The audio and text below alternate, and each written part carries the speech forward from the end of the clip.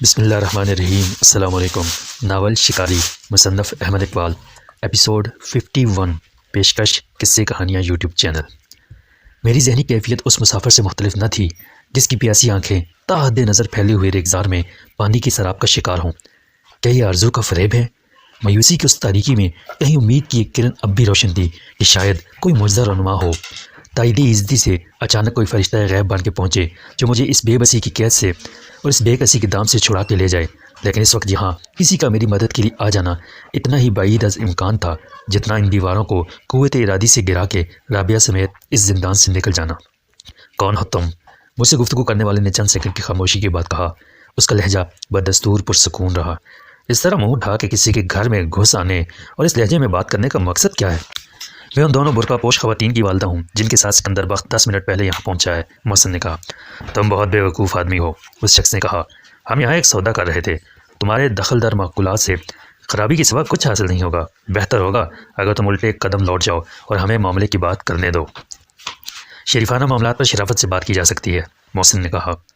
اس کے لیے ہم باہر کہیں بھی بیٹھ کے معاملات طے کر سکتے ہیں۔ تم ہمیں بلاؤ گے تو ہم سر سے کفن باندھ کے بھی آئیں گے اور سر کے بال بھی، اور تم غریب خانے کی عزت بڑھانے آؤ گے تو ہمیں چشمے برہ پاؤ گے۔ لیکن جو طریقہ تم نے اختیار کیا ہے وہ نامردوں کا طریقہ ہے، اور ہم اپنی عزت و غیرت کے بدلے کوئی سودا کر ہی نہیں سکتے۔ تم سکندر بخت اور رابعہ کو نکل جانے دو، پھر میں تم سے بات کروں گا۔ تم آخر کیا ہو؟ سکندر بخت کے وکیل؟ اس شخص نے تحقیر اور تمسخر کے ساتھ کہا۔ یہ دعویٰ کس ضمانت اور کس برتے پر؟ تم ہو کون؟ تمہیں اس سے کوئی سروکار نہیں ہونا چاہیے کہ میں کون ہوں، محسن نے کہا۔ ضمانت جان کی ہے۔ میری زبان پر اعتبار کرو گے تو میں سکندر اور رابعہ کے جاتے ہی ہتھیار ڈال دوں گا اور خود کو تمہارے حوالے کر دوں گا۔ سکندر اس سودے کا پابند ہوگا جو تم مجھ سے کرو گے، کولے مرداں جانور۔ وہ شخص ہنسا۔ اور اگر میں تمہاری بات ماننے سے انکار کر دوں؟ تمہیں یقین ہے کہ تم بچ کے نکل جاؤ گے؟ اپنی زندگی کے بارے میں خود تمہیں بھی کوئی خوش فہمی نہیں ہونی چاہیے، محسن نے کہا۔ تم اس وقت بھی میرے ریوالور کی زد میں ہو اور مجھے اس بات کی بالکل فکر نہیں ہے کہ بعد میں میرا اپنا انجام کیا ہوگا۔ ممکن ہے تمہارے ساتھی مجھے مشین گنوں سے بھون کے رکھ دیں، لیکن وہ تمہیں اس گولی سے نہیں بچا سکتے جو تمہاری کھوپڑی کے پرخچے اڑا چکی ہوگی۔ میں تمہیں وارننگ دیتا ہوں کہ اپنی جگہ سے ہلنے کی یا غیر ضروری مستعدی کا مظاہرہ کرنے کی حماقت مت کرنا۔ اگر تم نے کسی کو مدد کے لیے پکارا یا اشارہ کیا تو میں بلا تعمل تمہیں شوٹ کر دوں گا۔ جہاں میں ہوں وہاں سے تم میری آواز تو سن سکتے ہو، لیکن سامنے آئے بغیر میرا کچھ نہیں بگاڑ سکتے۔ جب تک میرے ریوالور میں گولیاں ہیں کوئی میرے سامنے آ کے زندہ نہیں بچ سکتا۔ میرا نشانہ آج تک خطا نہیں ہوا۔ میں دریائے حیرت میں غوطہ تھا اور یہ سمجھنے سے قاصر تھا کہ محسن یہاں کیسے آیا۔ پہلے میرا ارادہ تھا کہ محسن کو دخل در معقولات سے روکوں اور کہوں کہ وہ لوٹ جائے۔ یہ لوگ جیسے بھی تھے اپنی بات کے پکے تھے۔ دلاور نے مجھے 1 ماہ کی مہلت دی تھی اور بظاہر اس مہلت کے تمام ہونے سے پہلے دلاور کا ارادہ میرا کام تمام کرنے کا نہیں تھا۔ رابعہ کے بدلے وہ مجھ سے اس خط کی واپسی چاہتے تھے اور میں فیصلہ کر چکا تھا کہ خط واپس کر دوں گا۔ اس خط کے اسرار و رموز میرے لیے رابعہ کی زندگی سے زیادہ اہم نہیں تھے، لیکن ایک تو محسن کے آ جانے سے بلا مقابلہ شکست تسلیم کر لینے کا ارادہ متزلزل ہو چکا تھا۔ اس کے علاوہ محسن کے پر اعتماد لہجے نے میرا اعتماد بحال کر دیا تھا، اور اگر وہ دشمن کے مقابلے میں بہتر پوزیشن لیے بیٹھا تھا تو یہ میرے لیے اطمینان اور مسرت کی بات تھی کہ اس کی اپنی زندگی کو خطرہ درپیش نہیں، اور دشمن اپنی تمام قوت، عیار فطرت اور بے ضمیری کے باوجود اس کا کچھ نہیں بگاڑ سکتا۔ ہماری زندگی لینے سے پہلے دشمن کو اپنی زندگی داؤ پر لگانی ہوگی۔ محسن نے ایک کمال یہ کیا تھا کہ اپنی باتوں سے ہی دشمن کو نفسیاتی طور پر مرعوب اور دہشت زدہ کر لیا تھا، ورنہ میں جانتا تھا کہ اس کا نشانہ اتنا بے خطا نہیں۔ مجھے یہ بھی یقین نہ تھا کہ محسن نے پہلے کبھی ریوالور چلایا ہے۔ اس نے شکار کے دوران میں میرے ساتھ شکاری رائفل ضرور چلائی تھی، لیکن جاننے والے جانتے ہیں کہ ریوالور اور بندوق میں کتنا فرق ہے۔ تاہم دشمن اپنی بے خبری کی باعث محسن کی دھمکی کو سچ ماننے پر مجبور تھا۔ ہم اس مکان کو بم سے بھی اڑا سکتے ہیں، دشمن نے قدر توقف کے بعد کہا، لیکن یہ لہجہ کھوکھلا تھا۔ اپنا برا بھلا تم خود سوچ سکتے ہو، محسن نے بے نیازی سے کہا۔ ہم ایک ساتھ دفن ہو کے مر جائیں گے، ورنہ ملبے سے نکال کر بچائے گئے تو قانون کے سامنے جواب دہ ہوں گے۔ تم نے سوچ لیا ہے کہ تمہارا جواب کیا ہوگا؟ میرا خیال ہے تم بلف کر رہے ہو، مسٹر ہوشیار احمد خان۔ تم نے اس زیر تعمیر کوٹھی پر بھی عارضی اور ناجائز قبضہ کیا ہے جو تمہارے باپ کی جاگیر نہیں ہے۔ تمہارے پاس خنجر اور ریوالور کے علاوہ زیادہ سے زیادہ سب مشین گن ہو سکتی ہے۔ تم کچھ نہ کرنے کے باوجود گرفتار ہوئے تو ناجائز اسلحہ رکھنے کے علاوہ ایک عورت اور بہت سینئر وکیل کے اغوا اور اسے حبس بیجا میں رکھنے کے سنگین جرائم میں ملوث ہو گئے۔ سکندر بخت کا اغوا، حبس بیجا، کسی اور کے گھر میں بلا اجازت داخل ہونا، تشدد، قتل کی دھمکی اور ایسی متعدد دیگر جرائم کے مقدمات الگ ہوں گے۔ اس کے برعکس اپنے دفاع میں گولی چلانا، اس کا جملہ نامکمل رہ گیا اور تہخانے میں لاؤڈ سپیکر کے ذریعے فائر کی آواز پہنچی۔ محسن! میں نے چیخ کر کہا۔ کون؟ سکندر! محسن کی آواز آئی۔ اسے میری آواز نے حیران کر دیا تھا۔ تو کہاں ہے؟ میں ایک تہانے میں ہوں رابعہ کے ساتھ۔ میں نے کہا تو خیریت سے ہے نا؟ ہاں، مجھے کیا ہونا ہے؟ میں نے وارننگ فائر کیا تھا، محسن بولا۔ شاید ان حرامزادوں کو غلط فہمی ہو گئی تھی کہ میرے پاس ریوالور نہیں ہے یا میں اس کھلونے کا استعمال نہیں جانتا۔ پھر وہ میری بجائے ان سے مخاطب ہو گیا جن کی کامیابی کا سارا غرور اس غیر متوقع دخل اندازی سے ناکامی میں ڈھل گیا تھا۔ تم خوش قسمت ہو کہ میری عقل ٹھکانے رہی اور میں نے عمدن نشانہ لے کر فائر کرنے سے گریز کیا، ورنہ اس وقت تمہاری جگہ فرش پر تمہاری لاش پڑی ہوتی۔ دوسری غلطی کو میں غلطی شمار نہیں کرتا، چنانچہ معاف بھی نہیں کرتا۔ تم کو اندازہ بھی نہیں ہے کہ تم خود بھی میرے ایک آدمی کے نشانے پر بیٹھے ہو، وہ بولا، جسے تم نہیں دیکھ سکتے۔ محسن ہنسا۔ میں کھلی چھت پر ہوں اور روشن دان میں سے تمہیں دیکھ سکتا ہوں تو اپنے ارد گرد 2 فرلانگ تک اڑتی چڑیا کے پر بھی گن سکتا ہوں۔ اگر تمہارا کوئی آدمی ہیلی کاپٹر لے کر آ جائے تو الگ بات ہے۔ میں تمہیں حکم دیتا ہوں کہ رابعہ اور سکندر بخت کو اس کمرے میں میری نظروں کے سامنے لاؤ۔ دیر کرو گے تو نقصان میں رہو گے۔ ابھی گھنٹے آدھے گھنٹے میں کوئی میرے قریب سے گزرا تو میں چلا کے اسے متوجہ کر دوں گا اور کہوں گا کہ ایس پی زامن رضوی صاحب کو فون کر دے۔ فون نہ کر سکے تو کسی بھی پولیس مین کو بتا دے کہ ایس پی زامن رضوی کے بیٹے کو یہاں ڈاکوؤں نے قید کر رکھا ہے۔ ان کو آنے میں اور تمہیں محصول کرنے میں دیر نہیں لگے گی۔ رابعہ اور سکندر بخت جس تہخانے میں قید ہیں وہاں گیس چھوڑی جا سکتی ہے۔ میں بتا چکا ہوں کہ زندگی اور موت کی میرے لیے کوئی اہمیت نہیں۔ محسن نے اڑا کر کہا، اگر وہ دونوں بخیر وعافیت نہ ملے تو تمہارے بعد میں ایک ایک کو چن کر ماروں گا، تم نہیں۔ یہ جو زیبری کی اولاد تمہارے سامنے موجود ہے، دھاری دار بنیان والا، اس سے کہو دونوں کو لے آئے۔ تم اسی طرح الٹے پڑے رہو، اٹھنے کی کوشش بھی کی تو دنیا سے اٹھ جاؤ گے۔ میں نے اندازہ لگایا کہ محسن کے پہلے فائر کے ساتھ ہی وہ شخص فرش پر گر گیا تھا جس سے محسن مخاطب تھا۔ یہ قدرتی رد عمل تھا، مگر اب وہ اسی حالت میں لیٹا ہوا خود کو زیادہ بے بس محسوس کر رہا ہوگا۔ ٹھیک ہے، میں تم سے بعد میں بھی نمٹ لوں گا۔ اس نے جملے کا اختتام ایک غلیظ گالی پر کیا۔ آج تم بچ کر نکل گئے تو کیا؟ اس شہر، اس ملک اور اس پوری دنیا کے کسی بھی گوشے میں تم ہماری دسترس سے دور نہیں رہ سکتے۔ تمہیں یہ بہادری بہت مہنگی پڑے گی۔ پیڈرو، جان دونوں کو لیا۔ میرا منہ کیا دیکھتا ہے؟ اس نے ماں کی گالی دی۔ صورتحال ڈرامائی طور پر بدل گئی تھی۔ بظاہر محسن کا مورچہ بہت مضبوط تھا اور اس نے دشمن کو گھٹنے ٹیکنے پر مجبور کر دیا تھا، مگر اس کے باوجود میرے دل کے کسی گوشے میں خوف کے مہیب سائے اب بھی منڈلا رہے تھے اور مجھے یوں لگتا تھا کہ عارضی کامیابی کا یہ طلسم جھوٹا ہے اور فریب خیال ہے۔ صورتحال جو ہمارے حق میں ہے یکلخت ہمارے خلاف ہو جائے گی۔ محسن کی آواز کچھ ہلکی سنائی دیتی تھی، شاید اسی طرح محسن بھی میری آواز دور سے سن رہا ہوگا۔ سکندر، محسن نے کہا، اپنے استاد پیڈرو تیرے پاس آ رہے ہیں، ہوشیار رہنا، اور کسی قسم کی گڑبڑ ہو تو۔ اس کی آواز اچانک بند ہو گئی، ایمپلیفائر بند کر دیا گیا تھا اور اب میرا محسن سے مواصلاتی رابطہ ٹوٹ چکا تھا۔ اس کا واضح مطلب یہی نکالا جا سکتا تھا کہ استاد پیڈرو کی نیت میں فطور ہے اور وہ محسن کے احکامات کی تعمیل کرتے ہوئے ہمیں اس کمرے تک پہنچانے کا کوئی ارادہ نہیں رکھتا۔ میں چوکنا ہو گیا۔ اب دوسرے محاذ پر مجھے اپنی عقل اور ہمت سے کام لینا ہوگا۔ یہ تو محسن نے بھی سمجھ لیا ہوگا کہ براہ راست گفتگو کے ذریعے سے محروم کرنا کسی شر انگیز کارروائی کا پیش خیمہ ہے، اور اپنے طور پر اس نے بھی طے کر لیا ہوگا کہ دھمکی کارگر نہ ہوئی تو اسے کیا مؤثر جوابی اقدامات کرنے ہوں گے۔ یہ گھر ایک ایسا جنگل تھا جس میں خون آشام درندے ایک دوسرے کی گھات میں تھے۔ یہ تقدیر کا کھیل تھا اور فنا و بقا کی جنگ تھی جس کے کوئی اصول نہیں ہوتے۔ وہ فیصلہ کن لمحہ کسی کی گرفت میں نہ تھا اور ہنوز سفر میں تھا جسے فیصلہ دینا تھا کہ شکار کون ہوا اور شکاری کون بنا۔ میں نے ایک نظر رابعہ کو دیکھا اور اوپر کی طرف جانے والے زینے کی طرف لپکا۔ مجھے یقین تھا کہ پیڈرو کو دروازے سے اندر داخل ہوتے ہی قابو کیا جا سکتا ہے۔ وہ سمجھے گا کہ میں تہخانے میں بے بس و لاچار اور بے ہوش رابعہ کو سنبھالے ہوئے ملوں گا۔ وہ محتاط ہوگا بھی تو زینے سے اترتے ہوئے، لیکن زینے پر اس کی نگاہ مجھے بلندی سے دیکھے گی۔ اگر اس کے پاس ٹارچ لائٹ بھی ہوئی تو میں براہ راست اس کے ریوالور کی زد میں آ جاؤں گا۔ میں نے دیا سلائی جلائے بغیر ایک جس میں 2 سیڑھیاں طے کر لیں۔ جب میں تہخانے میں اترا تھا تو میری آنکھیں اندھیرے میں دیکھنے کی عادی نہیں تھیں اور مجھے آگے بڑھتے ہوئے ہر قدم پر تاریکی گہری ہوتی ہوئی محسوس ہوئی تھی۔ ابھی میں دروازے تک پہنچا ہی تھا کہ پیڈرو اندر آیا۔ ریوالور اس کے ہاتھ میں تھا، مگر وہ مجھ سے براہ راست تصادم کے لیے تیار نہیں تھا۔ میں نے بڑی پھرتی سے غوطہ مارا اور پیڈرو سمیت دروازے سے جا لگا۔ دروازہ ایک دھماکے سے بند ہوا اور اس کے ریوالور سے نکلنے والی گولی کی آواز کے ساتھ مل کر یہ دھماکہ اس ویران کمرے کی اور تہخانے کی دیواروں میں یوں گونجا جیسے دستی بم پھٹ گیا ہو۔ پیڈرو نے خود کو سنبھالا اور میرے سر پر ریوالور کا دستہ مارنا چاہا۔ میں نے پیڈرو کو سر کے اوپر سے اچھال کے پھینک دیا۔ اس کے ریوالور کی ضرب میرے کمر کے نچلے حصے پر پسلیوں کے قریب پڑی اور درد کی شدت سے مجھے یوں لگا جیسے میری ہڈی چور چور ہو گئی ہے۔ ایک لمحے کے لیے میرا سانس رک گیا اور میری آنکھوں کے سامنے اندھیرے میں جگنوں سے اڑنے لگے۔ میں نے اپنی قوت ارادی کو بروکار لاتے ہوئے درد کو نظر انداز کیا اور تمام جسمانی قوت کو مجتمع کر کے پیڈرو پر جا پڑا جو پکے فرش پر چت گرا تھا اور اب اٹھنے کی کوشش کر رہا تھا۔ میری ٹھوکر اس کے منہ پر پڑ جاتی تو اس کے دانت باہر آ گرتے، لیکن اس نے بروقت سر کو بچا لیا اور ایک ہاتھ سے میرے پنجے کو پکڑ کے کھینچ لیا۔ میں اپنی زور میں اس کے سامنے گرا اور خود بخود میرے ہاتھ نے اس کی کلائی تھام لی۔ ایک جھٹکے میں وہ بال کھا کے الٹا ہوا اور ریوالور اس کی گرفت سے نکل گیا۔ اس کے ہاتھ کی 5 انگلیاں میرے ہاتھ میں آ گئیں اور وہ درد سے بلبلایا۔ میں نے گھٹنوں کے بل کھڑے ہو کر اس کی گردن پر کھڑی ہتھیلی کا وار کرنا چاہا، مگر اس کا دوسرا ہاتھ بیچ میں آ گیا اور ضرب اس کی کہنی سے ذرا نیچے پڑی۔ وہ جھٹکے سے اوپر اٹھا اور اس نے اپنا گرز جیسا مکہ میرے پیٹ پر رسید کیا۔ میں پیچھے گرا تو وہ لپک کر اوپر آیا۔ میں نے دونوں پیر ہوا میں اٹھائے اور پیڈرو کے وجود کو اپنے اوپر سے یوں گزار دیا کہ وہ اپنے ہی زور میں تیرتا ہوا گیا اور دیوار سے ٹکرا کے فرش پر ڈھیر ہو گیا۔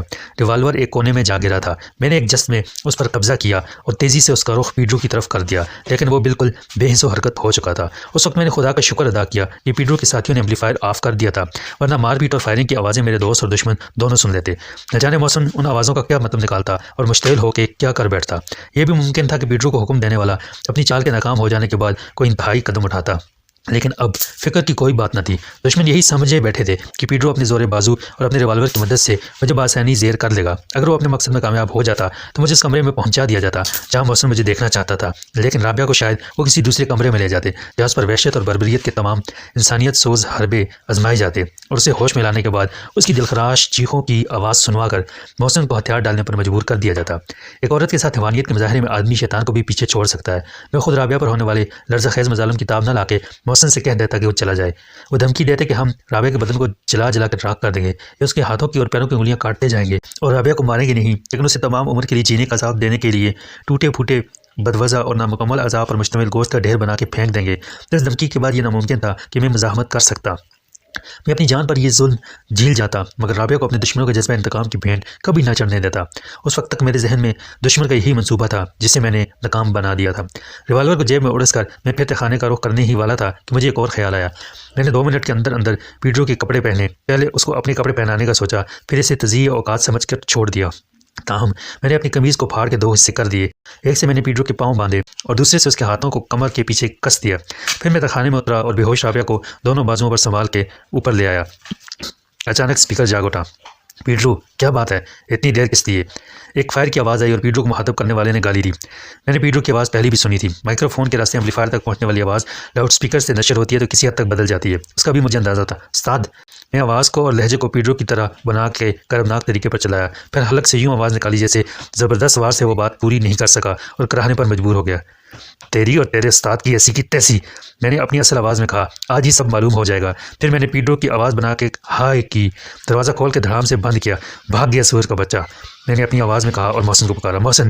پیڈرو مجھے بند کر کے نکل گیا ہے۔ جواب میں خاموشی رہی۔ لاؤڈ اسپیکر کی ہلکی سرسراہٹ بتاتی تھی کہ ایمپلیفائر اب بھی آنا ہے۔ محسن، میں نے چلا کر کہا۔ خاموشی کے تسلسل میں کوئی فرق نہیں آیا۔ میرا دل ڈوبنے لگا۔ کیا محسن ان مکار مجرموں کی کسی سازش کا شکار ہو گیا ہے؟ میں نے دروازہ کھول کے باہر جھانکا۔ کوٹھی کی نیم تاریک در و دیوار کا سناٹا کسی ویران مقبرے کی طرح لگتا تھا۔ میں دبے پاؤں آگے بڑھا، ریوالور میرے ہاتھ میں فائر کے لیے بالکل تیار تھا۔ پہلے کمرے کا دروازہ کھولنے کے لیے میں نے ہینڈل پر ہاتھ رکھا اور پھر ایک جھٹکے سے دروازہ کھول کے اندر داخل ہو گیا۔ اندر کچھ بھی نہیں تھا۔ فرش پر مٹی میں لکڑی کے گول سفید چھلکے سے پڑے تھے اور خالی دیواریں جو انتظار میں تھیں کہ گھر کے مکین آئیں۔ دیواروں کو خوبصورت رنگوں، روغنی تصاویر اور پھولوں سے سجائیں، گھر کو اجالا اور زندگی کا احساس دیں۔ وہ اب اجنبی دشمنوں کے خونی کھیل کھیلتے دیکھ کر دکھ اور حیرت سے دم بخود کھڑی تھیں۔ میں نے دروازہ بند کیا اور مقابل کے دوسرے دروازے کو کھول کے اندر جھانکا۔ اس میں دیواروں کے ساتھ ساتھ سیمنٹ کی بوریاں چنی ہوئی تھیں۔ میں تیسرے دروازے کی طرف لپکا اور پھر چوتھے کی طرف جو تقریباً وسط میں تھا۔ اندر داخل ہوتے ہی میرے ذہن کو ایک جھٹکا سا لگا اور میں یوں رک گیا جیسے دیوار سے ٹکرا گیا ہوں۔ کمرے کے درمیان میں ایک خون آلودہ لاش پڑی تھی۔ سامنے کی دیوار کی کھڑکی کے قریب فرش پر ایک چھوٹا سا ایمپلیفائر ریسیور سیٹ رکھا تھا اور اس کی تاریں کھڑکی سے باہر جا رہی تھیں۔ یہ اندازہ کرنا دشوار نہ تھا کہ تاروں کا سلسلہ اس کمرے کے مائکرو فون اور اسپیکر سے جا ملتا ہوگا جہاں سے میں نے پہلے دشمنوں سے اور پھر محسن سے گفتگو کی تھی۔ میں نے جھک کر لاش کی صورت کو غور سے دیکھا۔ میرے لیے اس کی صورت اجنبی تھی۔ یہ شاید انہی دونوں میں سے ایک تھا جو برقعے پہن کر مجھے اغوا کر لائے تھے۔ میں نے اس کے کپڑوں کی تلاشی لی مگر اس کے پاس سے کسی قسم کا اسلحہ یا کاغذ کا ایک پرزہ تک برآمد نہ ہوا۔ خطرے کی گھنٹی مجھے صاف سنائی دینے لگی تھی۔ وہ رابعہ کو چھوڑ گئے اور محسن کو لے گئے۔ ایک خط کے مقابلے میں میرے لیے ان دونوں کی زندگی کا کوئی مول نہ تھا۔ دشمن جانتے تھے کہ مجھے رابعہ کی طرح محسن کی دوستی بھی کتنی عزیز ہے۔ تم کو ابھی اندازہ نہیں ہے کہ تم خود بھی میرے ایک آدمی کے نشانے پر بیٹھے ہو جسے تم نہیں دیکھ سکتے۔ ان الفاظ کی بازگشت ابھی تک میرے ذہن میں موجود تھی۔ محسن نے اسے کھوکھلی دھمکی سمجھتے ہوئے نظر انداز کر دیا تھا۔ خلوص، وفا اور دوستی کے نام پر جان کی بازی لگا دینے والا محسن بے خطر آتش نمرود میں کود کیا تھا۔ اس نے کہہ دیا تھا کہ مجھے اپنے انجام کی پرواہ نہیں ہے۔ شاید اس کی جگہ میں بھی یہی کرتا اور میرا انجام بھی یہی ہوتا۔ اس کی نظر چھپ کر حملہ کرنے والے کو نہ دیکھ سکی ہوگی۔ یہ میرے صبر، حوصلے اور استقامت کا ایک اور سخت ترین امتحان تھا۔ محسن دنیا میں میرا سب کچھ تھا، بھائی، دوست، ناصح، غمگسار، رازداں اور رہنما۔ وہ فوزیہ کا بھائی تھا اور شیروانی صاحب کا بیٹا تھا۔ جن کو میں بچپن سے انکل کہتا آیا تھا اور جو میرے محسن بھی تھے۔ میں اتنا کمینہ اور خودغرض نہیں تھا کہ جان سلامت لے کر رابعہ کے ساتھ نکل جاتا تو خدا کا شکر بجا لاتا اور فکر کے سوا محسن کے لیے کچھ نہ کرتا۔ میں اس کے بدلے بخوشی اپنے آپ کو پیش کر سکتا تھا اور اس میں مبالغے کی کوئی بات نہیں۔ اب ایک طرف مجھے رابعہ کی فکر لاحق تھی جو اسٹور روم کے ٹھنڈے سخت اور مٹی سے اٹے ہوئی فرش پر لیٹی تھی، اور میری نظر میں اس کے لہو آلودہ پیرہن کا ہر تار تھا جو زخموں سے لالازار بدن پر ڈھائے جانے والے مظالم کی پوری تصویر پیش کرتا تھا۔ کمرے سے باہر آ کے میں نے چند سیکنڈ تذبذب اور کشمکش میں گزارے، پھر میں نے اوپر جا کے دیکھنے کا فیصلہ کیا۔ گفتگو سے میں نے اندازہ کیا تھا کہ محسن چھت پر ہے اور کسی روشندان سے دشمن کو نشانے پر رکھے ارد گرد 2 فرلانگ تک دیکھنے کی پوزیشن میں ہے۔ رابعہ نہ جانے کب سے بے ہوش تھی اور اس کے سانس کی اور نبض کی رفتار دیکھ کے میں نے محسوس کیا تھا کہ اس کی حالت تشویشناک نہیں۔ اسے چند منٹ اور اسی حالت میں چھوڑا جا سکتا تھا۔ راہداری سے باہر آ کے میں نے اوپر جانے کا راستہ تلاش کیا۔ RCC کے زینے کا اسٹرکچر مکمل تھا اور پانی کے مختصر سے عارضی تالاب کے بعد عمارت کے آخری گوشے میں نظر آ رہا تھا۔ وہیں سیمنٹ کی کم سے کم 200 بوریاں ایک دیوار کی طرح چنی ہوئی تھیں۔ میں اینٹوں اور سریوں کو پھلانگتا آگے بڑھا۔ ابھی میرے زینے کا پہلا موڑ ہی کاٹا تھا کہ مجھے کسی کے کراہنے کی آواز سنائی دی۔ میرے قدم رک گئے اور میں نے پلٹ کر نیچے دیکھا، لیکن کراہنے والا مجھے کہیں نظر نہ آیا۔ چند سیکنڈ کے توقف کے بعد میں نے باقی ماندہ زینہ طے کیا اور اس چھت پر پہنچا جو پلستر سے محروم سیمنٹ کی ناہموار کھردری سطح تھی اور جس میں جگہ جگہ عمارت کو سنبھالنے والے ستونوں کے سریے کسی صحرا میں اگے ہوئے کیکٹس لگتے تھے۔ چھت کے چاروں طرف چھجے کا 2 فٹ چوڑا حاشیہ تھا، لیکن روشندان کوئی نہیں تھا۔ یہ سمجھ میں نہ آنے والی بات تھی۔ ایک روشندان تو خود میں نے دیکھا تھا جس میں لاؤڈ سپیکر فٹ تھا۔ دوسرا روشندان کون سا تھا جس میں سے محسن ریوالور نکالے دشمن کو زد پر لیے اسے اپنے احکامات کی تعمیل پر مجبور کر رہا تھا۔ میں نے چھجے پر لیٹ کے نیچے جھانکا اور اپنی عقل پر ماتم کیا۔ چھجے تو بنائی ہی اس لیے جاتے ہیں کہ روشندان بارش کی بچھاڑ سے محفوظ رہے۔ چھجے کے نیچے ہر کمرے کا کھلا روشندان ایک تاریک خلا کی طرح دکھائی دے رہا تھا۔ مجھے وہ تار بھی نظر آ گئے جو کھڑکی سے نکل کے اسٹور روم کے روشندان تک پہنچ رہے تھے۔ ظاہر ہے یہ کھڑکی اسی کمرے کی تھی جہاں ایک شخص کی لاش پڑی تھی۔ میں نے چند فٹ کے فاصلے پر اسی کمرے کے روشندان سے جھانک کے دیکھنا چاہا، لیکن نیچے جھکتے ہی مجھے اس جگہ محسن کی موجودگی کے ثبوت مل گئے۔ ناہموار سطح پر تقریباً اتنی ہی جگہ صاف نظر آ رہی تھی جتنی ایک آدمی کا جسم گھیرتا ہے۔ محسن اسی جگہ لیٹا تھا اور الٹا لیٹنے کے بعد سر جھکا کے کمرے کے روشندان میں سے کمرے کا منظر دیکھ رہا تھا۔ عملی تجربے سے میرے خیال کی تصدیق ہو گئی تھی۔ روشندان میں سے مجھے وہ لاش نظر آ گئی جو کمرے کے وسط میں پڑی تھی۔ محسن کھلی چھت پر تھا، غالباً وہ روشندان پر جھکا ہوا ریوالور سے دشمن کو زد میں لیے لیٹا رہا تھا۔ اس کی نظر میں زینہ بھی تھا، چنانچہ اسے یقین تھا کہ کوئی اس تک براہ راست نہیں پہنچ سکتا، اور یہ غلط بھی نہ تھا کہ وہ ارد گرد 2 فرلانگ تک کا منظر دیکھ سکتا تھا۔ لیکن محسن نے ایک امکان کو نظر انداز کر دیا تھا کہ زینے کے علاوہ بھی چھت پر چڑھنے کے بہت سے طریقے ہیں۔ شاید کوئی پچھلی طرف سے رسی کا پھندا کسی ستون کے اوپر نکلی ہوئی سریوں میں ڈال کر چھت پر جا پہنچا تھا اور الٹے لیٹے ہوئے محسن کو خبر بھی نہ ہو سکی تھی۔ میں نے تقریباً دوڑتے ہوئے چھت کے دوسرے کناروں کو دیکھا اور ایک جگہ مجھے وہ رسی نظر آ گئی جس کا پھندا بڑی مضبوطی سے کونے والے ستون کے 2 سریوں میں پھنس گیا تھا۔ رسی ابھی تک لٹک رہی تھی لیکن محسن غائب تھا۔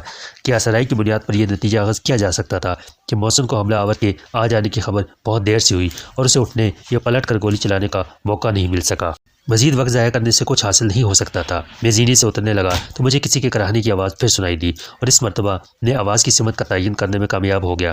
آواز سیمنٹ کی بوریوں سے بنی ہوئی پشتے جیسی دیوار کے پیچھے سے آئی تھی۔ آخری سیڑھی سے کود کر میں سیدھا گزر گیا اور سیمنٹ کی بوریوں پر چڑھنے لگا۔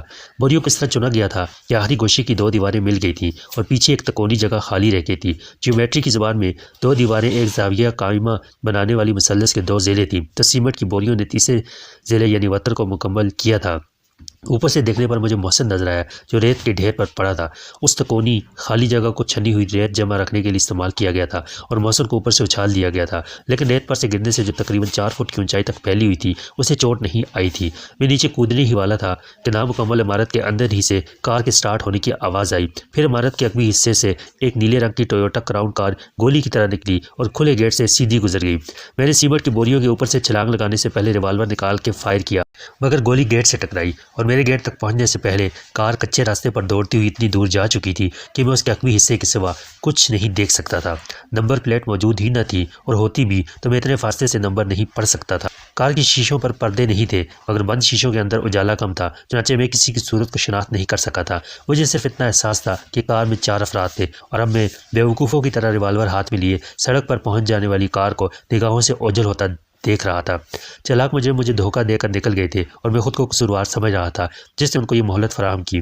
میں محسن کو دیکھنے کے لیے اوپر نہ جاتا تو انہیں خاموشی سے ساری کارروائی مکمل کر کے فرار ہونے کا موقع کہاں ملتا، لیکن یہ بھی کیسے ہو سکتا تھا کہ رابعہ کی طرف سے مطمئن ہو جانے کے بعد میں محسن کی خیر خبر نہ لیتا۔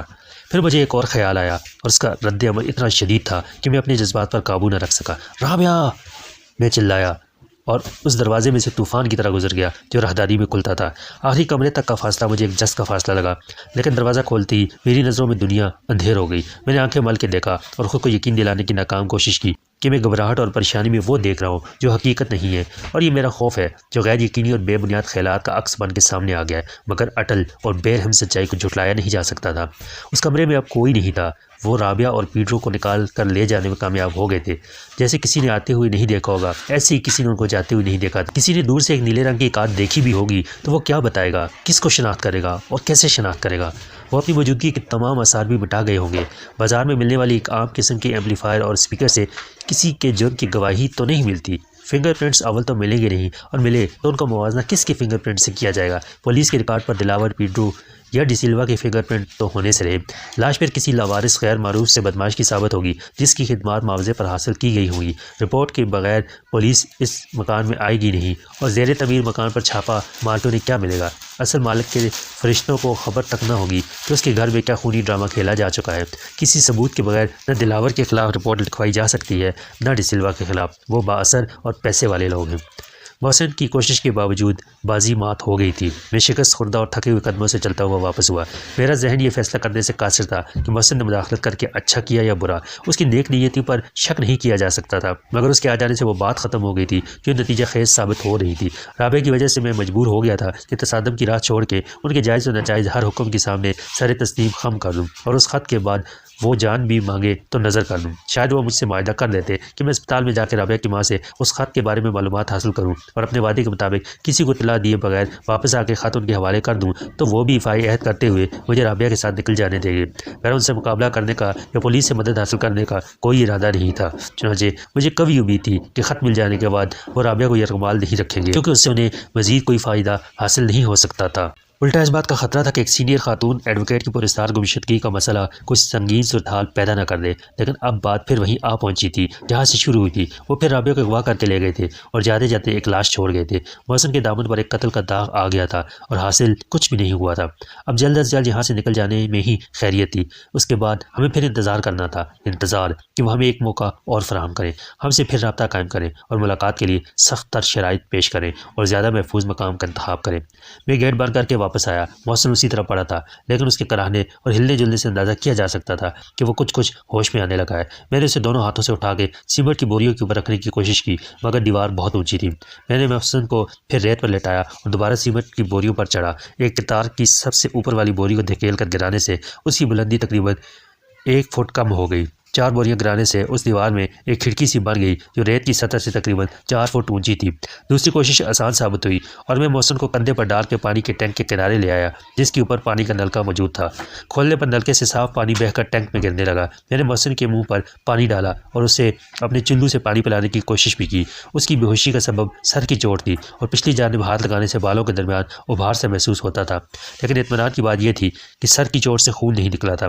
عدم اطمینان کا پہلو یہ تھا کہ اندرونی چوٹ سے دماغ متاثر ہونے کی صورت میں سنگین نتائج 24 گھنٹے میں کسی بھی وقت ظاہر ہو سکتے تھے۔ آہستہ آہستہ محسن نے آنکھیں کھولیں۔ وہ کچھ دیر مجھے اجنبی نظروں سے تکتا رہا، جیسے مجھے پہچاننے کی کوشش کر رہا ہو۔ محسن، میں نے کہا، میں سکندر ہوں، پہچانا مجھے؟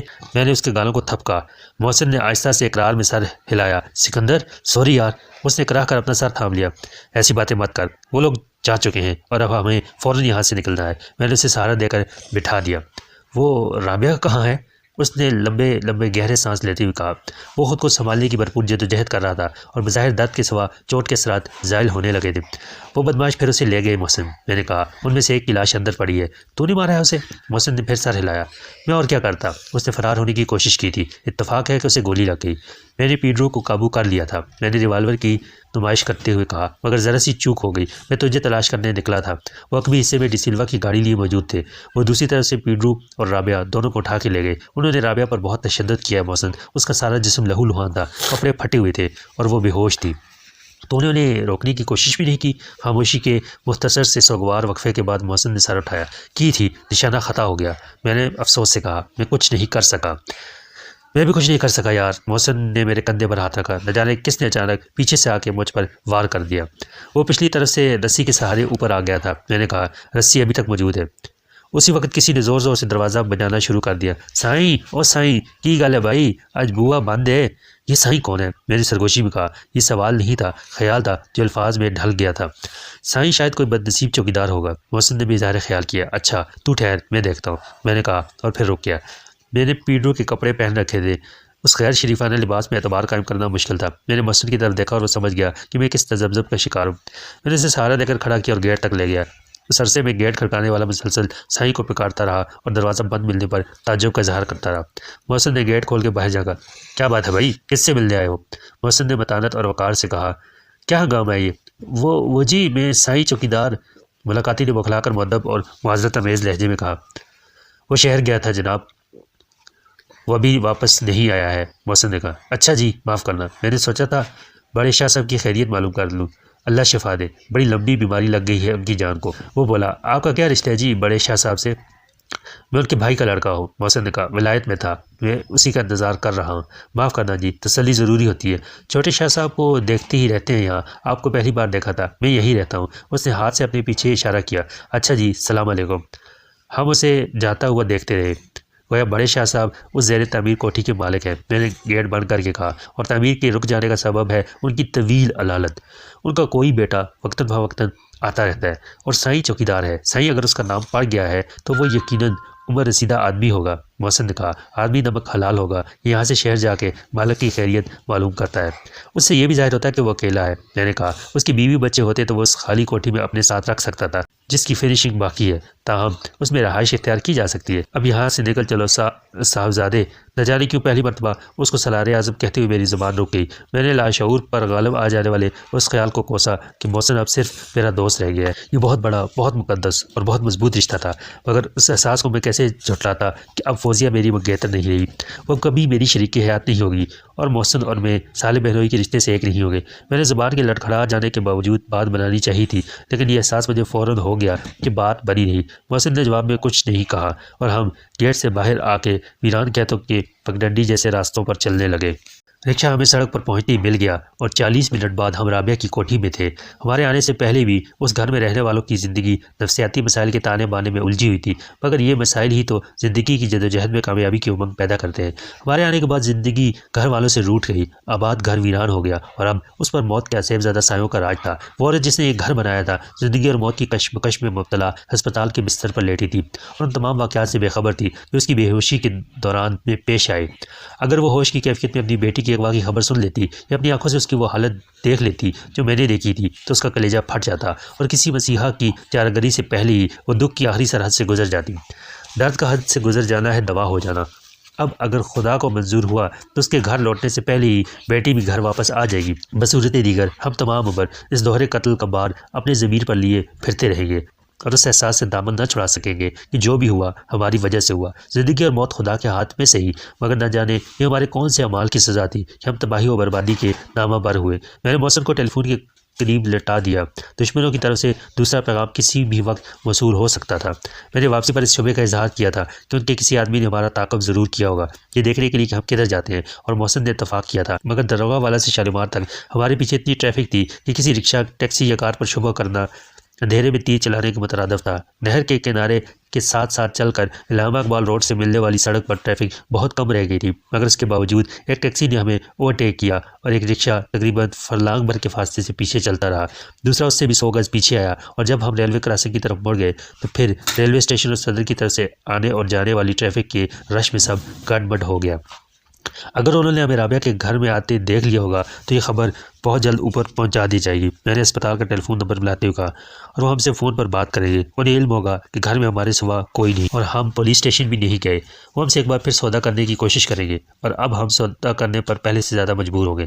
محسن نے چھت کو گھورتے ہوئے کہا، ہیلو۔ میں نے کہا، دیکھیے، میں کارڈیالوجی میں ڈاکٹر آن ڈیوٹی سے بات کرنا چاہتا ہوں۔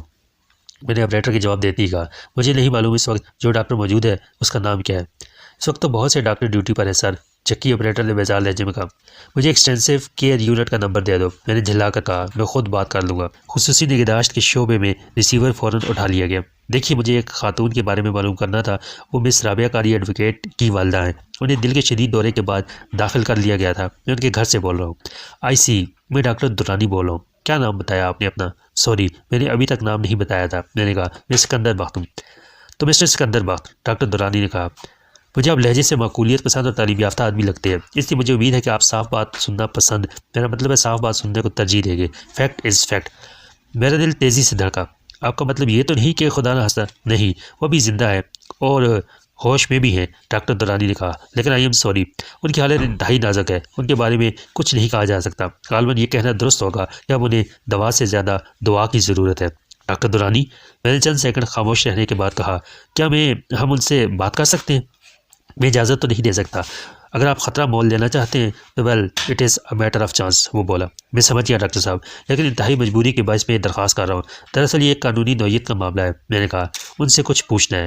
ٹھیک ہے، ڈاکٹر نے مختصراً کہا، آپ آ جائیے، اور ریسیور رکھ دیا۔ تقدیر کی کیا ستم ظریفی ہے محسن، میں نے ریسیور رکھ کے کہا، ماں مر رہی ہے اور بیٹی اس کو مرنے سے پہلے دیکھ بھی نہیں سکتی۔ قصور میرا ہے سکندر، اگر میں مداخلت نہ کرتا تو شاید اس وقت تک وہ رابعہ کو رہا کر چکے ہوتے۔ میں نے نفی میں سر ہلایا۔ تو نے جو کچھ کیا ٹھیک کیا، تیری جگہ میں ہوتا تو میں بھی یہی کرتا۔ تقدیر کے نوشتے کو مٹایا نہیں جا سکتا۔ اگر رابعہ کی ماں بتا دیتی کہ خط کہاں ہے اور بفرض محال میں وہ خط ان کو پہنچا دیتا، تب بھی اس بات کی ضمانت کوئی نہیں تھی کہ وہ مجھے اور رابعہ کو چھوڑ دیتے۔ اگر وہ قتل نہ کرتے تب بھی بے ہوش کر کے ضرور ڈال جاتے تاکہ ہم ان کا تعاقب نہ کر سکیں، اور پھر کون جانے ہم کتنی دیر وہیں قسم پرسی کے عالم میں پڑے رہتے۔ اگر ہمارے ہوش میں آنے سے پہلے سائیں چوکیدار آ جاتا تو پولیس کا لمبا چکر پڑ جاتا، جس سے پریشانی کے سوا کچھ حاصل نہ ہوتا۔ تیرے آنے سے یہ تو ہوا کہ ہم بخیر و عافیت نکل آئے، اور ان کو بھی اندازہ ہو گیا کہ ہم آسانی سے شکار ہونے والے نہیں۔ یہ اندازہ تو ان کو پہلے بھی تھا، محسن بولا، لیکن اب رابعہ کی زندگی کو لاحق خطرات بہت بڑھ گئے ہیں۔ رابعہ کی زندگی کو کوئی خطرہ نہیں، میں نے کہا۔ وہ اس پر ظلم و تشدد کر سکتے تھے، اور انہیں معلوم یہ ہوا کہ رابعہ کو کچھ معلوم نہیں۔ اگر کچھ معلوم ہے تو رابعہ کی ماں کو۔ اب وہ رابعہ کو اس خط کے حصول کا ذریعہ بنائیں گے، لیکن اسے قتل نہیں کریں گے۔ وہ جانتے ہیں کہ ایک سینئر ایڈوکیٹ کا قتل ایسا معاملہ نہیں ہوگا جسے دبایا جا سکے۔ فی الحال وہ مجھے بھی قتل نہیں کریں گے کہ اگر سیدھی انگلیوں سے نکلتا ہو تو بلا وجہ ٹیڑھی انگلیوں سے کیوں نکالا جائے؟ اگر میں اپنی مرضی سے یا دباؤ میں آ کر اپنے قانونی حق وراثت سے دستبرداری قبول کر لیتا ہوں یا ان کا پارٹنر بن کے لندن میں رہنے کی شرط منظور کر لیتا ہوں، تو ان کے لیے بھی قانونی مسائل پیدا نہیں ہوتے۔ بصورت دیگر ان کو ایک جھوٹا وارث پیدا کرنا پڑے گا اور اسے سچا ثابت کرنا ہوگا۔ یہ معاملہ اتنی آسانی سے طے نہیں ہوگا، چنانچہ وہ مجھے مہلت دے رہے ہیں۔ وہ چاہتے ہیں کہ میں اپنے اور ان کے فائدوں کو دیکھتے ہوئے اس غیر قانونی کاروبار میں ان کا معاون و مددگار بن جاؤں۔ وہ نفسیاتی طور پر دباؤ بڑھاتے جا رہے ہیں اور مجھ پر اپنی طاقت کی دہشت بٹھا کے اپنے مضموم مقاصد کی تکمیل چاہتے ہیں۔ میں اتنی آسانی سے خوفزدہ ہونے والا نہیں۔ مجھے وہ قتل تو کر سکتے ہیں، لیکن اپنی بات ماننے پر مجبور نہیں کر سکتے۔ پہلا مسئلہ رابعہ کی رہائی کا ہے۔ میں اب اسپتال جاتا ہوں اور بڑی بی سے پوچھتا ہوں کہ خط کو انہوں نے کہاں چھپا رکھا ہے۔ خدا ان کو زندگی کی اتنی مہلت دے اور اتنی قوت گویائی ضرور عطا کرے کہ وہ چند الفاظ بول کے اپنی بیٹی کو اس مصیبت سے نجات دلا سکے جس کے ذمہ دار ہم ہیں۔ تو یہاں لیٹر ہے، وہ آج ہی پھر بات کرے گی۔ ان کو بتا دینا کہ میں کہاں ہوں اور کس کام سے کیوں۔ جانے سے پہلے میں دیکھتا ہوں کچن میں چائے کافی اور کھانے پینے کے لیے کچھ ہے یا نہیں۔ کچن میں سب کچھ تھا۔ میں نے الیکٹرک کیٹل کا پلگ لگایا اور سلائڈنگ ڈور والی کیبنٹ میں سے 2 مگ نکالے۔ کافی کی شیشی تو مجھے فوراً نظر آ گئی۔ چینی کے لیے مجھے کئی ڈبے کھول کر دیکھنے پڑے۔ فریج میں انڈے تھے جو بالے جا سکتے تھے یا فرائی کیا جا سکتے تھے، مگر میں نے آدھی بچی ہوئی ڈبل روٹی اور مکھن کو ترجیح دی۔ مجھے الماری میں سے کریم ویفرز کا ایک پیکٹ بھی مل گیا۔ یہ سب سامان میں نے ایک ٹرے میں سجایا اور محسن کے پاس آ گیا جو رابعہ کے بیڈ پر لیٹا تھا۔ محسن، میں نے کافی بناتے ہوئے اور میکسویل ہاؤس کی تازگی بخش مہک سے لطف اندوز ہوتے ہوئے کہا، تو وہاں کیسے آ پہنچا تھا؟ یہ تو میں نے پوچھا ہی نہیں۔ جب تو شالیمار سے آگے نکل گیا تھا، محسن نے کہا، تو ایک برقع پوش عورت نے تجھے ہاتھ دے کر روکنے کی کوشش کی تھی، کچھ یاد ہے؟ خمیدہ کمر بڑھیا تھی، ایک ٹوکری رکھے کھڑی تھی۔ ہاں، میں منجکا رہ گیا۔ وہ تو تھا؟ محسن ہنسا۔ ہاں، بہت سوچ بچار کے بعد میں اس نتیجے پر پہنچا تھا کہ وہ تجھے باغبان پورے کی طرف نہیں لے جا سکتے۔ انجینئرنگ یونیورسٹی سے آگے کا تمام علاقہ آباد ہے، لیکن دوسری طرف شالیمار باغ سے آگے پاکستان منٹ اور داراغوا والا کی آبادی کم ہونے لگتی۔ میں تیرا تعاقب کرنا چاہتا تھا، لیکن تعاقب آسان نہ تھا۔ وہ فوراً مجھے پہچان جاتے اور اپنا پروگرام بدل دیتے۔ رابعہ کی فاکس ویگن میں پیچھا کرنا بھی ناممکن تھا۔ بحث بدلنے کی بھی کوئی صورت نہ تھی۔ اس وقت مجھے اچانک ایک خیال آیا، تجھ سے میں نے اس لیے ذکر نہیں کیا کہ تو میرے ارادے کی راہ میں حائل ہونے کی کوشش کرتا۔ رابعہ کے گھر کے بکھرے ہوئے کپڑوں کا اور سامان کا جائزہ لیتے ہوئے میں نے ایک برقع بھی باہر پڑا دیکھا، سفید خیمہ ٹائپ برقع جو پرانے وقتوں کی بڑی بی پہلے استعمال کرتی ہوں گی۔ تجھے رابعہ کی خادمہ کے ساتھ بھیجنے کا مقصد یہ تھا کہ دشمن جب تجھ پر نگاہ رکھے کھڑے ہوں تیرے پیچھے پیچھے صدر تک جائے۔ ان کے لیے تشویش کی بات تو ہوگی کہ ایک برقع پوش کیمرہ کہاں روانہ ہو گیا ہے، مگر تو نے ماسی کو اس کے گھر کے دروازے پر اتار کے واپسی اختیار کی ہوگی تو ان کی تشویش دور ہو گئی ہوگی۔ اس مہلت سے فائدہ اٹھاتے ہوئے میں نے رابعہ کی ماں کا برقع سر پر ڈالا اور گھر سے نکل آیا۔ اپنی مردانہ چال اور جوتوں کو چھپانے کا بہترین طریقہ یہ تھا کہ میں بوڑھی عورتوں کی طرح کمر جھکا کے چلوں۔ باہر آتی مجھے رکشہ مل گیا اور میں نے اس سے باغبان پورے کی طرف چلنے کے لیے کہا۔ میرا ارادہ تھا کہ شالیمار باغ سے ذرا آگے جا کے رکشہ روک لوں اور اسے 10-20 روپے کا لالچ دے کر انتظار کرنے کو کہوں گا، اور جب تیری ٹیکسی گزرے گی تو رکشہ والے سے کہوں گا چل بھائی۔ رکشہ والا مجھے کوئی خپتی بڑھیا سمجھتا میری بلا سے۔ فکر کی بات یہ تھی کہ کہیں وہ میرے بنائے ہوئے زنانہ لہجے سے شک میں مبتلا نہ ہو جائے، لیکن بوڑھی عورتوں کی آواز میں وہ نرمی، لوچ اور شعلہ سا لپک جائے ہے آواز تو دیکھو والی بات کہاں ہوتی ہے۔ ابھی میں نے نہر کے کنارے کنارے جانے والی سڑک آدھی طے کی تھی کہ مجھے ایک رکشہ سڑک کے کنارے رکتا دکھائی دیا۔ رکشہ میں کوئی سواری نہیں تھی اور رکشہ والا حاجت رفع کرنے کی غرض سے نیچے اتر رہا تھا۔ میں نے اپنا رکشہ روک لیا اور رکشہ والے کو 10 کا نوٹ دے کر چلتا کیا۔ وہ حیران تو ہوا، مگر 2 روپے کی جگہ 10 روپے کا نوٹ مل جانے کی خوشی اس حیرت پر غالب آ گئی۔ وہ بھی کچھ اپنے کام سے کام رکھنے والا ہکا بکا قسم کا شخص تھا۔ اس نے 10 کا نوٹ جیب میں رکھا اور روانہ ہو گیا۔ اس کے ایک فرلانگ دور چلے جانے کے بعد میں نے دیکھا تو سڑک سے نیچے اتر جانے والا رکشہ ڈرائیور ایک جھاڑی کی طرف منہ کیے بیٹھا تھا۔ میں نے پلک جھپکتے میں رکشہ سٹارٹ کیا اور روانہ ہو گیا۔ رکشے والا ہزار بند تھامے شور مچاتا دوڑا، مگر فوری طور پر اس کی مدد کرنے والا وہاں کوئی بھی نہ تھا۔ بعد میں کسی نے اسے لفٹ دی ہوگی یا کسی ہم پیشہ رکشہ یا ٹیکسی ڈرائیور نے اس کی فریاد سنی ہوگی تو وہ تھانے گیا ہوگا۔ سڑک پر رکشہ کون تلاش کرتا پھرتا ہے؟ تھانے والوں نے اسے گھنٹہ بھر تو بٹھائے رکھا ہوگا اور بڑی مشکل سے اس کی بات پر یقین کیا ہوگا کہ ایک بڑھیا اس کا رکشہ لے گئی جو سفید لٹھے کا شٹل کاک برقع اوڑھے کھڑی تھی۔ رکشہ میں بیٹھتی میں نے برقع سر سے ہٹا کے پیچھے ڈال دیا اور گولی کی طرح باغبان پورے سے شالیمار جانے والی سڑک پر جا پہنچا۔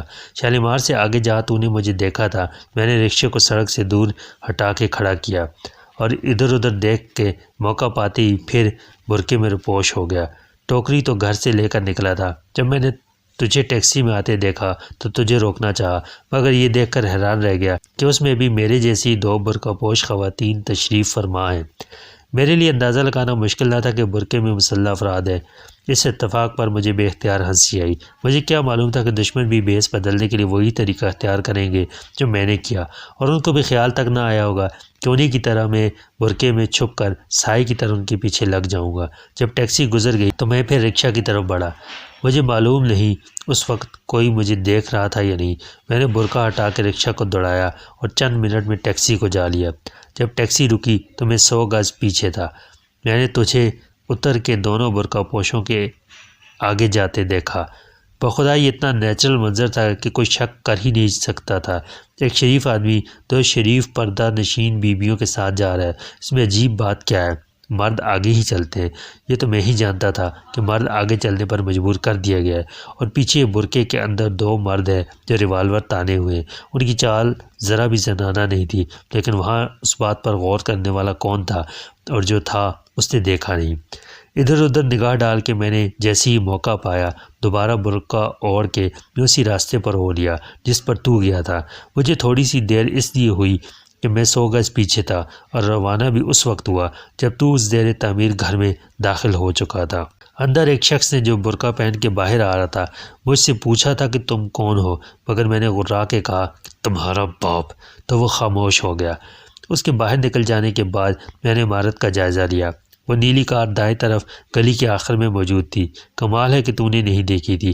نہ جانے کیوں مجھے خیال آیا کہ اندر داخل ہونے کے بجائے میں چھت پر جا کے اندر اترنے کا راستہ تلاش کروں اور اوپر مورچہ قائم کر دوں، تاکہ وہ رابعہ کو اور تجھے لے جانے کی کوشش کرے یا فرار ہونا چاہے تو میں خود محفوظ رہتے ان کا راستہ روک سکوں۔ اوپر سے اندر اترنے کا راستہ تو مجھے نہیں ملا، مگر ایک روشن دان میں سے مجھے آواز سنائی دی۔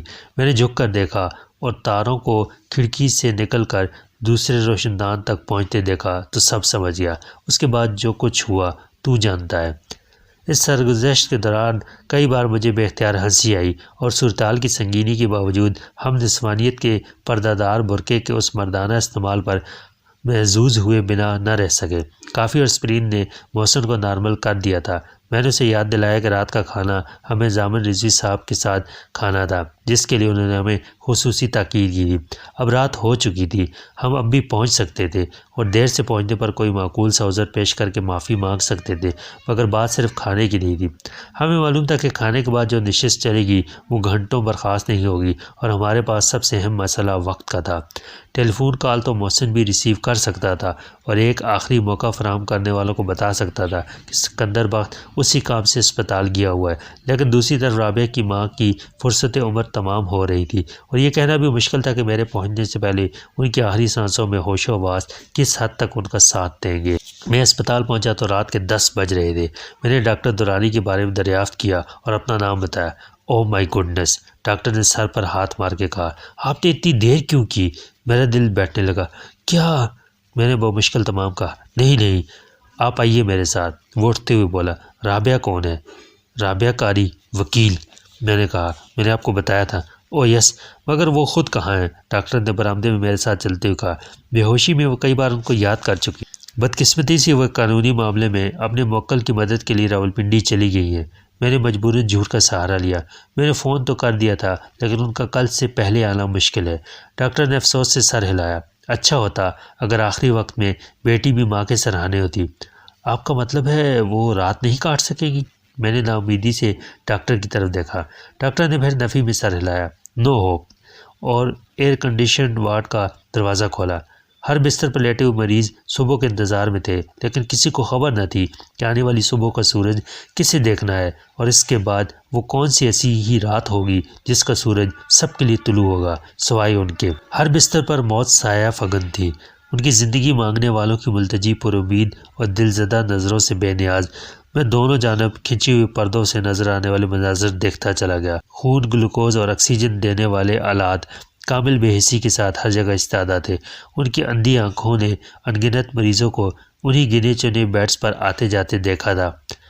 اس وارڈ میں آنے والوں میں بہت کم ہوتے تھے جو اپنے جسم و جاں کا رشتہ سلامت لے جانے میں کامیاب ہوتے تھے، بیشتر کے صرف جسم لے جائے جاتے تھے۔ ڈاکٹر درانی رک گیا، اس نے پردہ کھینچا اور برابر کر دیا۔ رابعہ کی ماں آکسیجن ماسک چڑھائے لیٹی تھی، اس کے سرانے رکھی ایک الیکٹرانک مشین کے گول ڈائل پر روشنی کا ایک نقطہ اوپر نیچے ہوتا بائیں سے دائیں جانب سفر کرتا ہوا دل کے ہنوز زندہ اور مصروف کار ہونے کی خبر دے رہا تھا۔ پپ پپ پپ کی ہلکی سی آواز اس خبر کو نشر کر رہی تھی۔ ڈاکٹر درانی نے چارٹ اور گراف دیکھے، نرس سے کچھ کہا اور جھک کر رابعہ کی ماں کی آنکھوں کے بند پپوٹے کھول کر دیکھنے لگا۔ مسٹر سکندر بخت، میں ایک رسک لے رہا ہوں، کیا آپ مجھے اپنی مجبوری کی نوعیت بتا سکتے ہیں؟ ڈاکٹر نے کہا، میں تفصیل میں تو نہیں جا سکتا۔ میں نے تھوڑے سے تذبذب کے بعد ڈاکٹر کے سامنے جزوی حقیقت کا اعتراف کرنے کا فیصلہ کیا۔ ان کے پاس ایک خط ہے، کسی کو معلوم نہیں کہ وہ خط انہوں نے کہاں رکھا ہے۔ ہم پورے گھر میں ہر جگہ تلاش کر چکے ہیں۔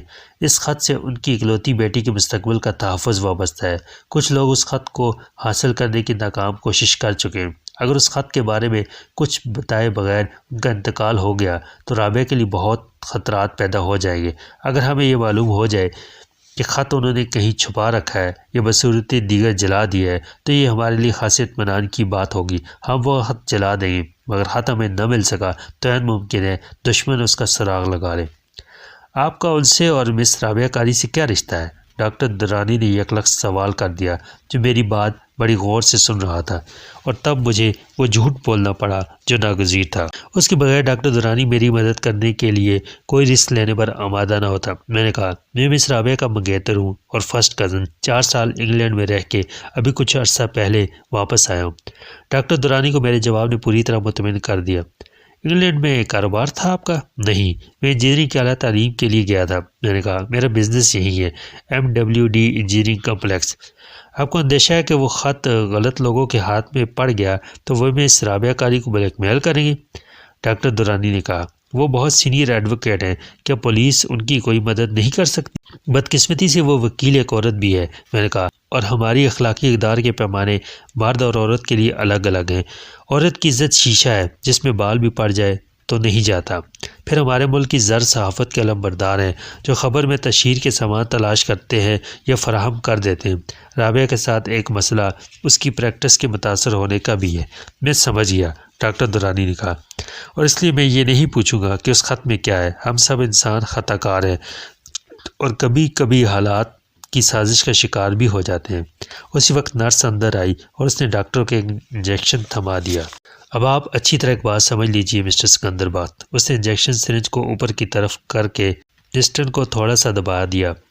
میں آپ کی مدد کر رہا ہوں آپ پر اعتماد کرتے ہوئے۔ اس انجیکشن کے بعد 3 منٹ کے اندر اندر یہ ہوش میں آ جائیں گی اور آپ سے چند منٹ باتیں کر سکیں گی مقامی ہوش و حواس۔ لیکن یہ چند منٹ کا وقفہ ان چند گھنٹوں کے بدلے ملے گا جن کے بعد خاتون کو بہرحال جینے کے حق سے دستبردار ہونا ہی تھا۔ میں ان کی نظر کی تکلیف کے چند گھنٹوں کو سمیٹ کر مختصر کر رہا ہوں ایک مقصد کے حصول کے لیے۔ اور چند منٹ بعد، میں نے کہا، ہوش کے اس وقفہ کے بعد فوری خاتمہ۔ ڈاکٹر درانی نے کہا، انتخاب آپ کے ہاتھ میں ہے، جلدی بولیے۔ اگر ان کی بیٹی صبح تک پہنچ سکتی ہے اور یہ رسک لیے بغیر کام چل سکتا ہے تو اس انجیکشن کی ضرورت نہیں۔ فرشتہ اجل نے میری بے بسی پر قہقہا لگایا۔ فیصلہ تو بہت پہلے ہو چکا تھا، وقت کا تعین تو بہت پہلے ہو چکا تھا، مجھے روح قبض کرنے کا حکم تو بہت پہلے دیا جا چکا تھا۔ تم کیا سوچ رہے ہو؟ کیا زندگی اور موت تمہارے قبضۂ قدرت میں؟ آل رائٹ، میں نے رابعہ کی ماں کی موت کے فرمان پر دستخط ثبت کر دی۔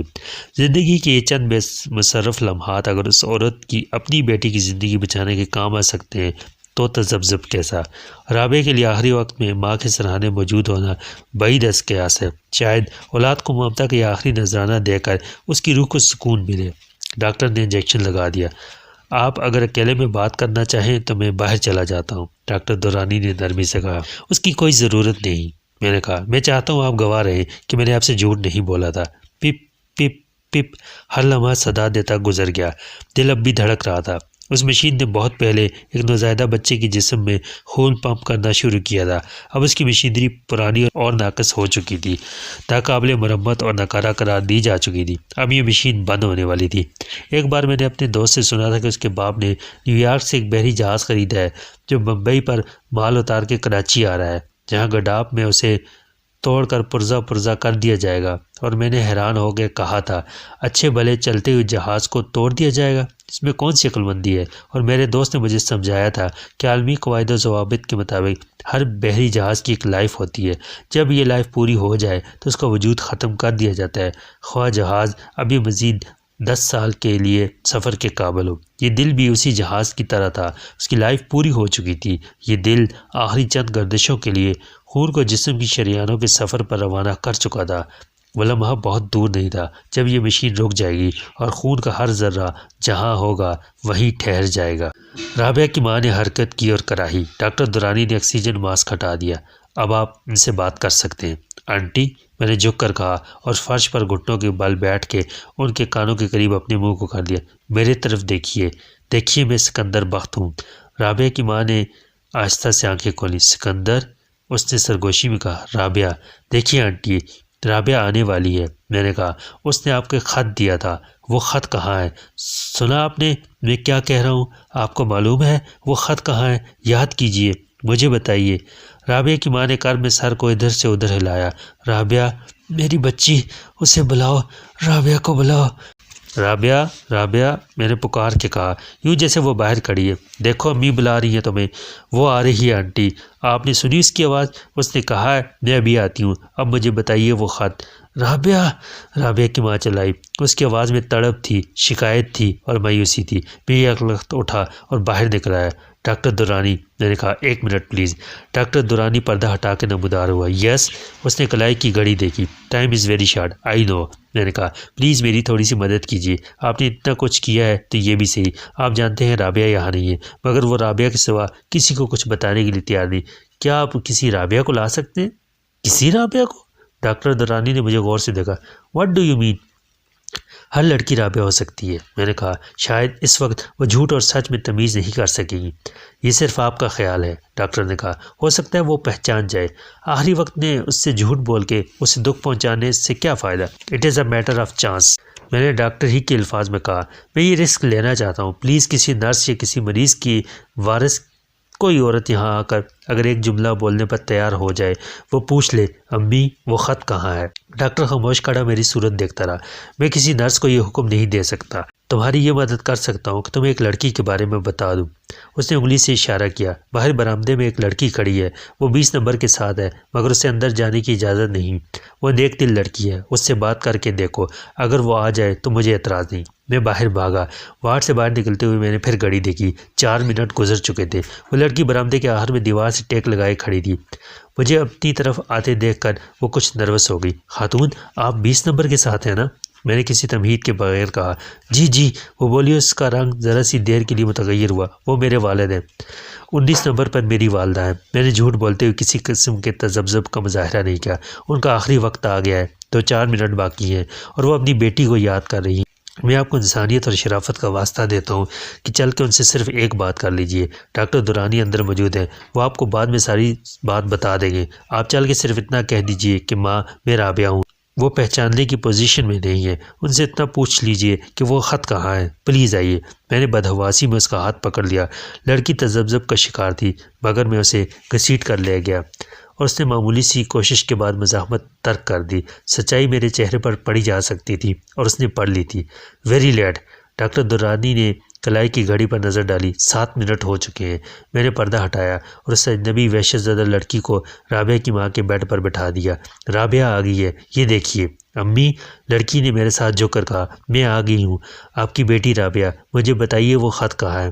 رابعہ کی ماں نے آنکھیں کھولیں۔ اب اس کی سانس اکھڑ چلی تھی۔ اس نے نظر جما کے اپنے سامنے بیٹھی ہوئی لڑکی کو دیکھا اور اس کی کھلی آنکھیں کھلی رہ گئیں۔ آخری سانس جسم سے رخصت ہوا۔ آخری جھوٹ رائگاں گیا۔ دنیا کے تمام ماہرین جو الیکٹرانک آلات سے بال کی کھال نکال لیتے ہیں اور ذرے کا دل چیر کے دیکھ لیتے ہیں اور آدمی کے وجود میں یوں جھانک لیتے ہیں جیسے کھلی کھڑکی سے تاروں بھری رات کا ہر ستارہ دیکھا جا سکتا ہے، نفسیات داں دنیا کے سارے علوم پر عبور رکھنے کا دعویٰ کرنے والے اس آخری لمحے میں یہ نہیں بتا سکتے تھے کہ رابعہ کی ماں نے مرتے وقت اپنے مقابل کسے دیکھا تھا، رابعہ کو یا ایک اجنبی لڑکی کو جو رابعہ کا نام لے کر اسے دھوکہ دینا چاہتی تھی۔ وہ لڑکی یکلخت اٹھی اور ہسٹیریا کی کیفیت میں روتی ہوئی باہر بھاگ گئی۔ آئی وش کہ تم نے یہ سب نہ کیا ہوتا، ڈاکٹر درانی نے کہا۔ یہ جھوٹ کس کے نامہ اعمال میں لکھا جائے گا؟ میں نے اپنا سر بستر پر ٹکا دیا اور اپنی آنکھیں بند کر لی۔ مجھے معاف کر دینا آنٹی، مجھے معاف کر دینا میرے معبود، میں ڈیتھ سرٹیفکیٹ بنا دیتا ہوں، ڈاکٹر درانی نے کہا۔ لاش تم لے جاؤ گے؟ میں نے اقرار میں سر ہلایا اور ڈاکٹر کو پردے برابر کر کے جاتا ہوا دیکھتا رہا۔ 5 منٹ بعد جب 2 نرسنگ آرڈرلی ایک اسٹریچر لیے نمودار ہوئے، تب بھی میں اسی طرح بیٹھا تھا اور مجھے معلوم نہ تھا کہ میں رو رہا ہوں۔ انہوں نے رابعہ کی ماں کو بستر پر سے اٹھا کے اسٹریچر پر لٹایا اور بے آواز قدموں سے اسٹریچر کو دھکیلتے ہوئے لے گئے۔ میں خالی بستر پر نظریں جمائے کھڑا رہ گیا۔ میں نے رابعہ کی ماں کی زندگی کے آخری چند گھنٹوں کو سمیٹ کر چند منٹوں میں ختم کر دیا تھا۔ میں نے ایک عورت کو مرتے وقت دھوکہ دینے کی کوشش کی تھی۔ میں نے ایک اجنبی اور بے گناہ لڑکی کو ایک ایسا جھوٹ بولنے پر مجبور کر دیا تھا جس کا بوجھ وہ ہمیشہ اپنے ضمیر پر محسوس کرے گی۔ میں نے ایک شریف النفس ڈاکٹر کو خلاف اصول مدد پر آمادہ کر لیا تھا اور احساس جرم و پشیمانی کے سوا کسی کو کچھ حاصل نہیں ہوا تھا۔ ایک نرس آ کے بستر کو ٹھیک کرنے لگی۔ آپ کو ڈاکٹر درانی بلا رہے ہیں، اس نے میری طرف دیکھے بغیر کہا۔ اپنا سامان ساتھ لیتے جائیے۔ میں نے سر ہلایا اور آفس کی طرف چل پڑا۔ جب میں رسمی کارروائی کے بعد ڈیتھ سرٹیفکیٹ لے کر باہر نکلا تو لاش ایمبولینس میں رکھی جا رہی تھی اور وہ اجنبی لڑکی اسی طرح دیوار سے ٹیک لگائے کھڑی تھی۔ میں تھکے تھکے قدموں سے اس کی طرف گیا۔ مجھے معاف کر دینا بہن، خدا نیتوں کا حال جانتا ہے، وہ میرے گناہ کی سزا تم کو نہیں دے گا، میں نے کہا۔ وہ اسی طرح بت بنی کھڑی خلا میں دیکھتی رہی۔ میں آج بھی تصور میں ایک منجمد صورت کو دیکھتا ہوں، نہ جانے وہ لڑکی کب تک اس دیوار سے ٹیک لگائے کھڑی رہی ہوگی۔ میں سوچتا ہوں پتھر کی دیواروں نے اسے کب تک سہارا دیا ہوگا۔